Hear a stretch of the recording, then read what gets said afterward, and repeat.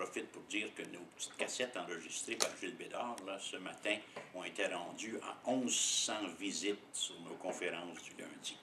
Donc, c'est quelque chose. Vous savez, au-delà de nous tous ici réunis, on est rendu 1100 personnes qui sont allées également se renseigner. Et j'en profite pour remercier Gilles Bédard de sa remarquable implication, de sa fidélité, de sa constance et de sa générosité, dont la conjugaison en grande partie responsable du succès de nos rencontres.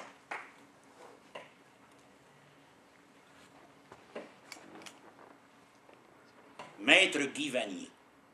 Avant de vous parler de Maître Guy Vanier, je voudrais pendant quelques minutes revenir sur ce soirée gala d'hommage aux patriotes, et on peut dire que M. Vanier, comme les anciens présidents de la Société Saint-Jean-Baptiste, ont joué un rôle déterminant dans le rappel de ces événements si remarquables qu'ont été ce que nos adversaires appellent les rébellions de 37-38. Donc, je suis très heureux de voir que le RPS, présidé par mon ami Benoît Roy, ainsi que par plusieurs personnes qui sont des habitués des lundis de l'histoire, bien, je les félicite pour cette activité. Et je vous remercie tous. Vous savez, j'ai reçu des dizaines de courriels suite à cette distinction qui m'a été remise et dont je mesure toute la grandeur. Et je tiens à vous dire que ça a été un moment pour moi particulièrement extraordinaire. Et je tiens à signaler le remarquable hommage que mon ami Yves Saint-Denis m'a rendu, un hommage profondément ressenti, complet, où en quelques minutes qui lui étaient réservées, M. Saint-Denis a réussi à présenter, malgré l'amitié qui nous unit, il a gardé une certaine objectivité pour relater les faits qui ont jalonné quelque peu mes années de militantisme. Et d'avoir choisi Yves Saint-Denis pour me présenter, j'ai trouvé que j'avais fait un bon choix, et de nous tous, vous savez, si moi on me prête de bien parler, on me prête une aisance de la parole, vous avez vu à quel point Yves Saint-Denis est capable de rendre un texte, d'exprimer sa pensée, de communiquer, de rejoindre l'assistance, et je tiens à le remercier pour cela.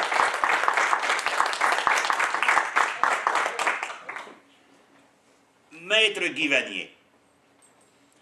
D'abord, ce qui est peu commun, il a été plus que centenaire. M. Vanier est né en 1887, puis il va mourir en 1988.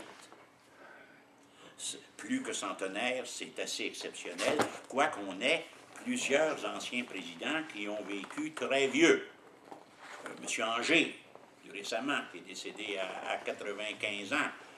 Hello David, qui est mort à plus de 90 ans, Victor Morin, 95 ans. Mais de tous ceux-là, Maître Guy Vanier demeure, je dirais, le personnage le plus marquant de son époque.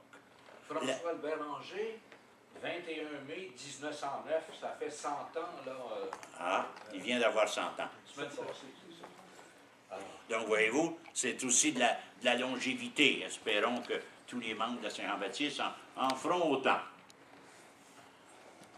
Vous vous souviendrez que nous avons insisté, depuis le début de cette session, sur le 19e siècle. Le plus récent que nous avons vu dans le temps ayant été Laurent-Olivier David. Et maintenant, nous sautons à Guy Vanier, qui deviendra président en 1925 et qui va être élu une deuxième fois en 1929 et qui va rester au Conseil jusqu'aux années 1950. Ce sera un des officiers, un des directeurs, on appelait ça directeur, autrefois conseiller général, et bien ce sera un des membres du Conseil général qui sera resté le plus longtemps dans l'histoire de la société.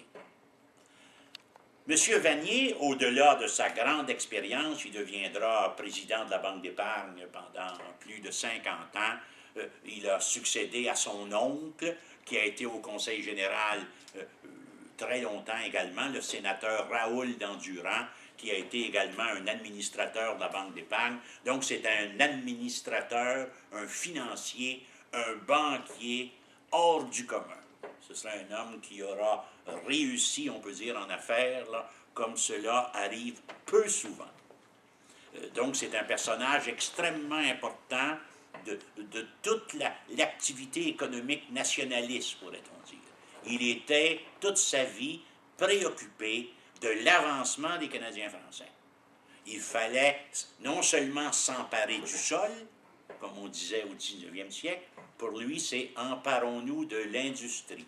Emparons-nous du monde bancaire, emparons-nous des sociétés de fiducie, faisons en sorte que les Canadiens français deviennent des propriétaires. Nous sommes un des peuples les plus locataires de la terre. Donc, toutes les mesures pour faire en sorte que le Canada français prospère économiquement parlant, Guy Vanier aura joué un rôle singulièrement important dans cette vaste entreprise de reprise en main de notre destin économique, si on peut dire.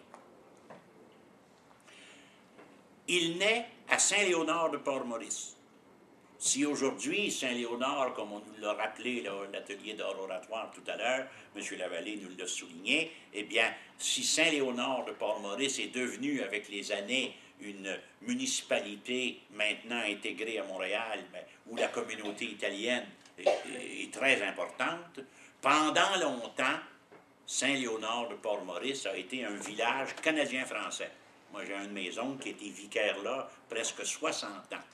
L'abbé Roméo Guillemette, on appelait ça faire du ministère dominical, c'est-à-dire le dimanche, il allait dire des messes. Mais c'était une paroisse rurale, beaucoup d'agriculture, et il naît là en 1887. Son père avait, un peu comme Napoléon Bourassa, le grand artiste, le père de M. Vanier avait loti sa terre, qui est une bonne façon de faire beaucoup d'argent. Il avait loti sa terre, puis il va venir s'installer à Montréal, tout près, ici, sur la rue Sainte-Famille. Si jamais vous êtes à pied, promenez-vous sur la rue Sainte-Famille, c'est la deuxième rue, la première rue à l'ouest de Jeanne-Mance, ici, à l'ouest de Saint-Urbain, et qui commence ici à Sherbrooke et qui se termine à l'Hôtel-Dieu. Regardez les belles maisons en pierre, ce sont des pierres du comté de Port-Neuf qui sont là, et il y a de magnifiques maisons. Et donc, M. Vanier, très jeune, une fois ses études primaires terminées, on va l'envoyer, il ira au Collège Sainte-Marie. Collège Sainte-Marie qui est fondé par les Jésuites au milieu du 19e siècle et qui va jouer un rôle extrêmement important dans la formation d'une élite canadienne-française, si on peut dire. Le rôle des Jésuites était cardinal dans l'histoire du Québec. C'était une des communautés, d'ailleurs c'est une des premières communautés, rappelez-vous, à mon époque, quand on faisait notre cours élémentaire, on apprenait deux dates, les Récollets et les Jésuites, 1615-1625. Et les deux vont s'éteindre avec ce qu'on appelle la conquête, avec la cession anglaise. Les deux vont s'éteindre et on se rendra compte, ce sera l'objet d'une des conférences à l'automne, je l'espère, le trésor des Jésuites. Je ne sais pas si vous avez déjà entendu parler de ça. Si on a des universités qui ont pu se monter par la suite, c'est à cause de ce trésor des Jésuites qui venait du roi de France, qui avait cédé aux Jésuites une dotation financière importante pour l'éducation de la jeunesse canadienne. Eh bien, lorsque les Jésuites, c'est un ordre religieux qui va être supprimé par le Vatican. Ça n'arrive pas souvent, cela. Supprimé par le Vatican, parce qu'on prêtait aux Jésuites, on disait d'eux que c'était presque des francs-maçons, vraiment. Et c'est pas si lointain que ça. Rappelez-vous, Jean-Paul II, c'est de notre vivant, ça. Jean-Paul II a destitué le supérieur général des Jésuites pour nommer son supérieur que lui a choisi, ce qui est assez exceptionnel dans l'histoire de l'Église, parce que les Jésuites étaient devenus les partisans, disait-on, des marxistes, et que plusieurs d'entre eux animaient des cellules révolutionnaires, notamment en Amérique du Sud.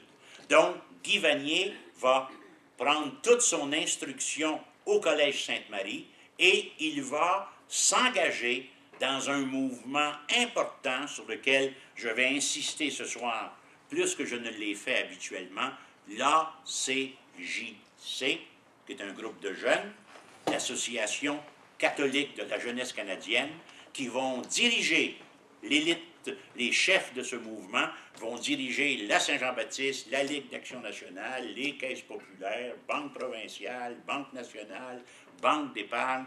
L'ACJC, comment dirais-je, a dirigé le mouvement nationaliste complètement pendant des décennies. Il est donc extrêmement important de revenir sur l'HSJC, dont Guy Vanier aura été un des dirigeants et presque un des fondateurs.